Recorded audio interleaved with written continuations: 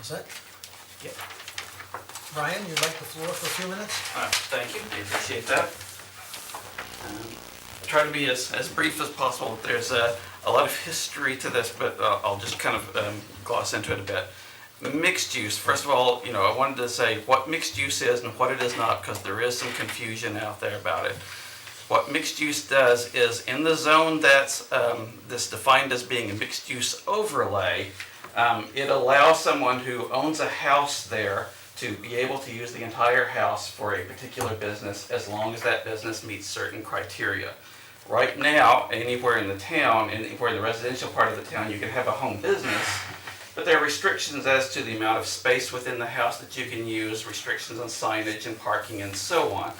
Mixed use would have similar restrictions depending on what the town wanted, but it allows somebody to use the entire house. And the reason I say house here is because, well, let me get into that for a minute.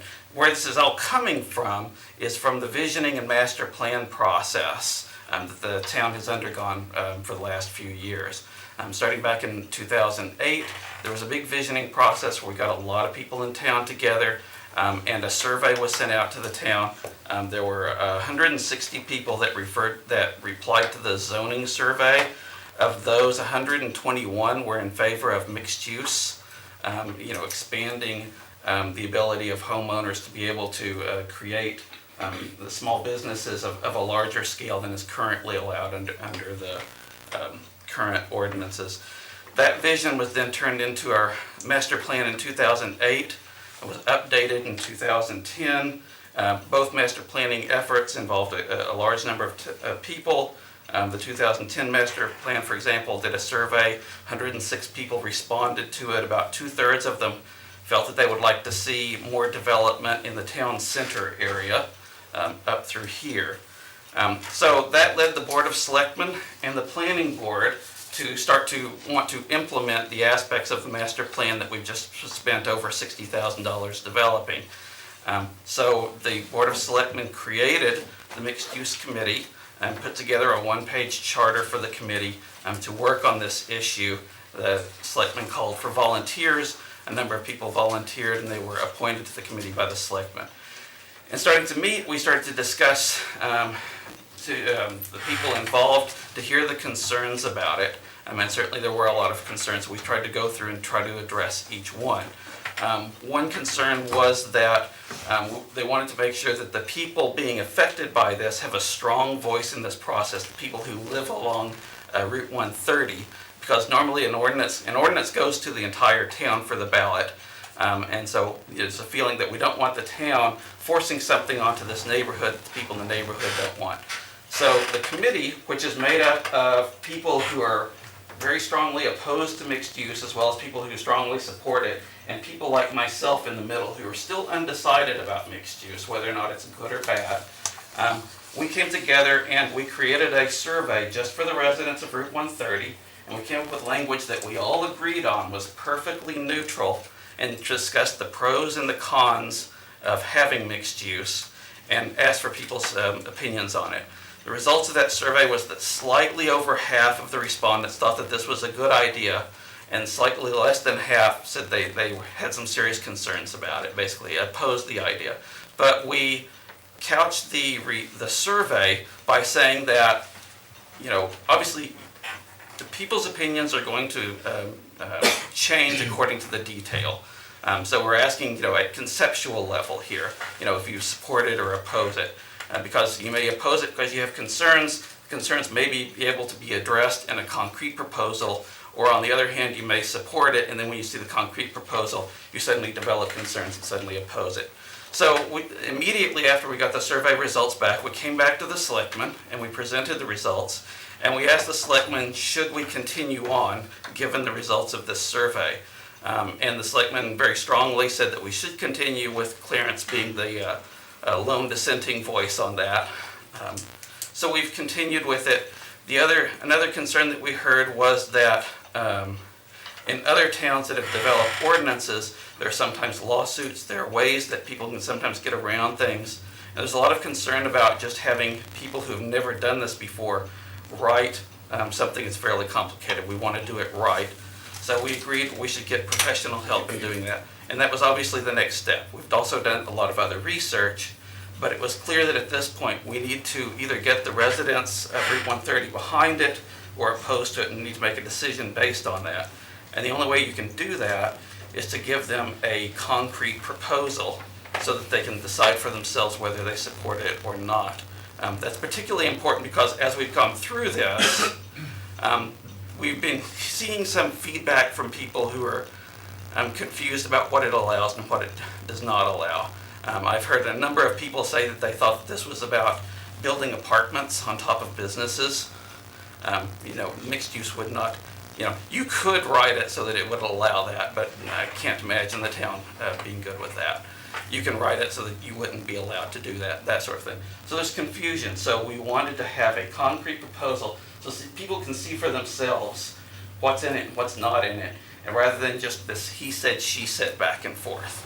And that's really where we're at right now. So after the meeting 2 weeks ago, when the selectmen decided to reject the grant, there's been a lot of discussion about it. I mean, anyone who's on the Brookline Yahoo group has seen a lot of discussion about it. And that Yahoo group is very representative of the people who are really involved in town. Over 700 people have been members of that group for a long time.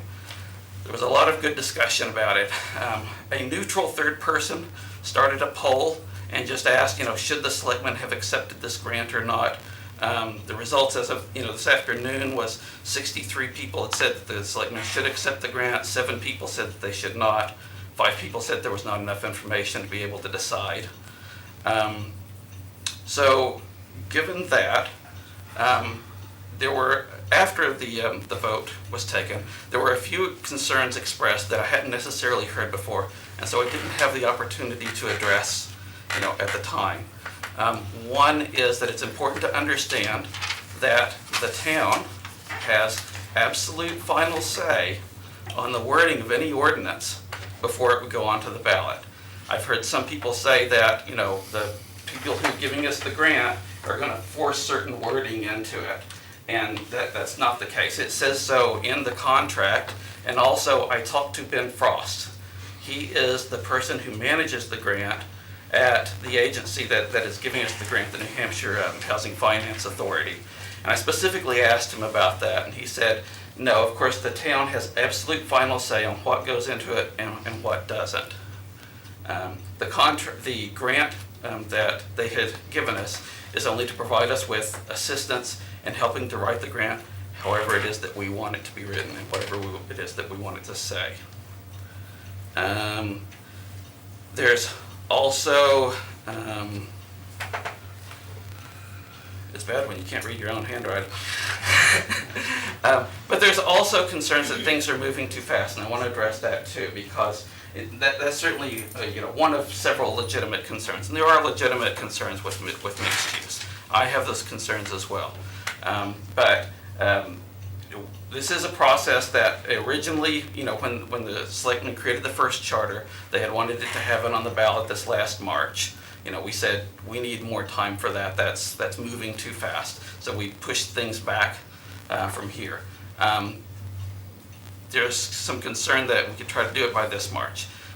My personal opinion, that's not even physically possible at this point. It's August now.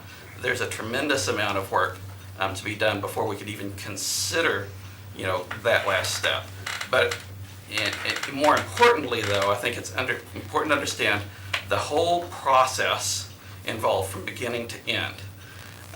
We are only at step 3 out of about 20. Having this draft and actually going to ballot, there's a lot of stuff that happens in between those two things. Okay, once you have the draft, you have to make sure that the people in these neighborhoods are actually behind it with a neutrally worded survey, so that you can have confidence in the response of that. And if you don't have the support of the neighborhood, it really should, it just shouldn't go forward. That would just be wrong. There's a lot of concerns that still need to be addressed that can't be addressed in an ordinance. There's serious, concerns about traffic, about parking issues, and those kinds of things that would also need to be addressed. So there's a lot to this process and a lot of decision points along the way. My point is not so much that the town should do mixed use or should not do it. It's that we should have a deliberative decision that's made. You know, we should have a concrete proposal that we can take to people so that they can make an honest decision about what it is, what it isn't, and make a decision whether or not they want this in their neighborhood or not. And if they don't want this, then we should go back to the visioning process and redo it and say, if this is not what we want Brookline to look like in 20 or 30 years, then what do we want Brookline to look like in 20, 30 years? And we should update the master plan again. Because we shouldn't just go forward with a master plan that says one thing based on, you know, this town input, and then not do anything with it. Several hundred people have provided input into the master plan. The town's put well over $60,000 into it. It'd be a shame to let major portions of it just collect dust. You know, we should make a firm decision one way or the other, and then move forward. So what I'm asking the Board of Selectmen to do tonight is to accept the grant tonight. This does not mean that it'll go on the ballot.